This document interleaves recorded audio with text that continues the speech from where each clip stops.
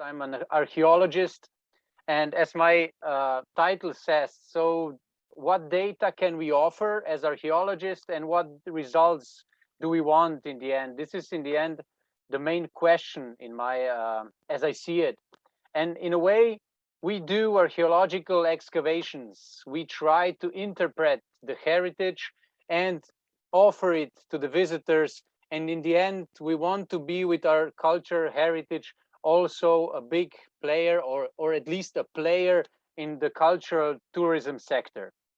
I come from the university where I do mainly research, but on the other side, I also do work in the cultural heritage sector, which means that I would like to promote our cultural heritage. And this goes for the whole area, the broader Danube and Central European region. And when we come, we will have to, between us, the archaeologists, and the tourist sector, and everybody in between, we will have to build a bridge. Okay, not a bridge, a lot of bridges. And we try to do that in a way with the heritage of the Iron Age in this Danube region, which we also promote through the Iron Age Danube route, which is a part of one of the routes of the Council of Europe. We got the certificate this year. So why the Iron Age? It's a period of changes and innovation. New settlement types, big hill forts appear, new burial rites. We have big tumuli in the landscapes, which were not visible only in the prehistory, but also are also visible today. It's a period of new social types, social stratification. So inequality becomes a big topic in the early Iron Age, and this is visible also from the finds. Technological innovations occur. We have iron, we have art. Probably you all know Situla art, which appears in the early Iron Age, and it's a European phenomenon. It's a Europe-wide phenomenon. So every visitor from Europe and broader can engage when it comes to Iron Age, and tries to understand the different facets of the early Iron Age. And on the other side, the Iron Age, because the state of the art in the last decades, the research in the early Iron Age in the southeastern Alpine area and broader was very strong. A lot of research was done, so we have a lot of data. We have also important finds, which are some of the most important finds in the museums in the region, as in Austria, Hungary, Croatia, Slovenia, and also broader. And on the other side, we have important landscapes. So landscapes are the biggest artifacts human have created. So it's not, it's the biggest areas which cover tens of hectares, and through studying of landscapes, we can learn how people engaged with the landscapes, how they use the landscapes, how they ritualize the landscapes, etc. So in the project, Iron Age Danube project, we gathered an extensive database in all of these countries. Over 1,000 archaeological sites from the Iron Age were collected in this project. And what we'd like to bring out, we would like to bring out and focus on that the basis of everything what we do, interpret, promote, is research. And we used a lot of new techniques, which can be the fundament for further visualizations and interpretations and promotion. One of them is, for instance, LiDAR scanning. When under forested areas, landscapes of the early Iron Age, in this case, appear, we can understand where people lived, which resources they used, where they buried their dead, and how these landscapes was bound together. As this instance, it's a hill fort in southeastern Slovenia, and another hill fort here, Postela, in northeastern Slovenia, which dominates the region. It's a area which is above the lowlands of the Drava River. And with these visualizations, as you see them here, people can understand the importance of such sites, why they were built on locations where they were built. And of course, we have to study 3D models as this with various visualizations as you see them here. But we can look also underneath the surface. With geophysical methods, we can look what is not seen on the relief, and the eye on the surface doesn't see it, but we can go penetrate the surface and see, for instance, here tumuli under the Postela hill fort again. And this is just one instance how various methods have to be used to fully understand the remains from the archaeological periods, to then be able to interpret them, visualize them, and promote in this way the heritage. Of course, we have to do excavations as well. And why excavation is also important in combination with other methods, so we can easily interpret them. For instance, here we have a flat cremation cemetery. If it would be just through excavations, we would know probably around 15 graves. But because we did a lot of geophysical research and combine it with trial trenches, now we know there was a cemetery with at least 120 flat cremation graves. And this is important if we want to visualize and be honest to the visitors, to give them the not only estimates but facts which we can get with archaeological research. And then in the end, it's data coming from scientific analysis. So we can study for instance, thin section of ceramic vessels, which means that we can study where the clay was brought to the site, why pots used for cooking are different than pots for serving meal, and so etc.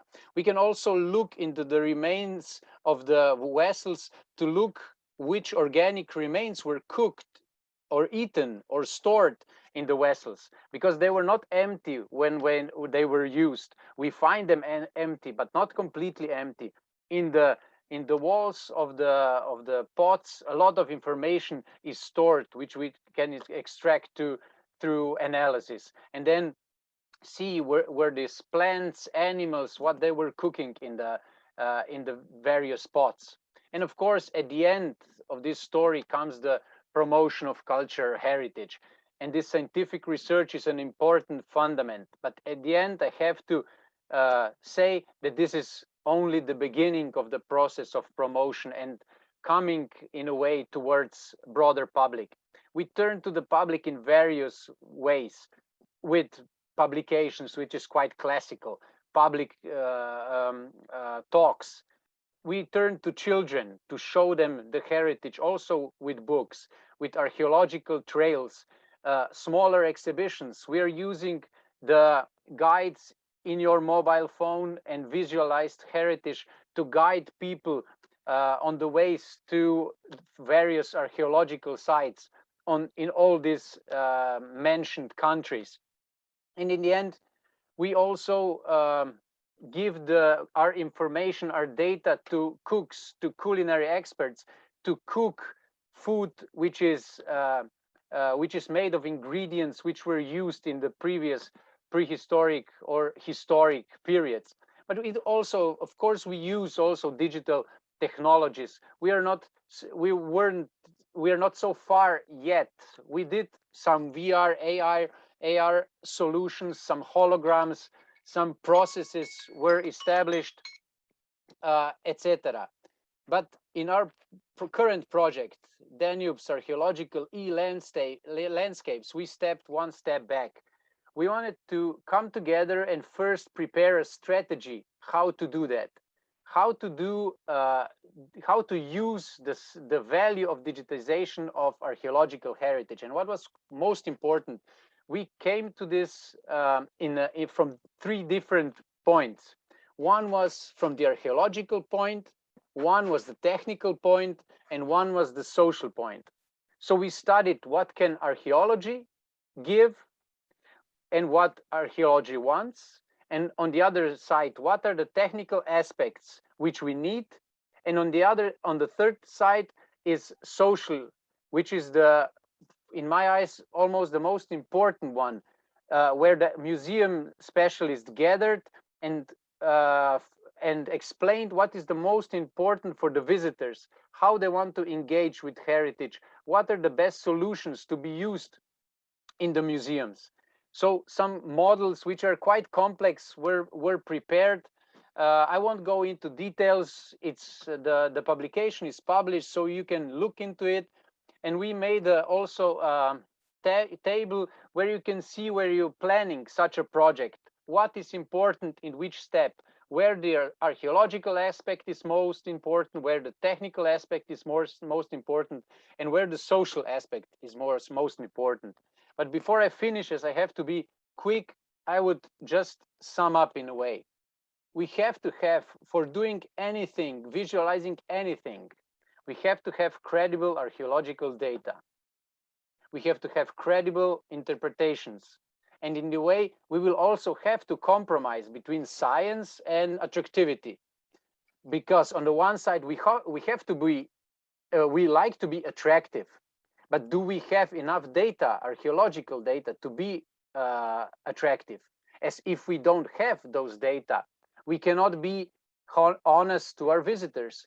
And honesty to the visitors, it's one of the most important points. If you look here on the left side, only the first line was found, for instance, in this archaeological situation.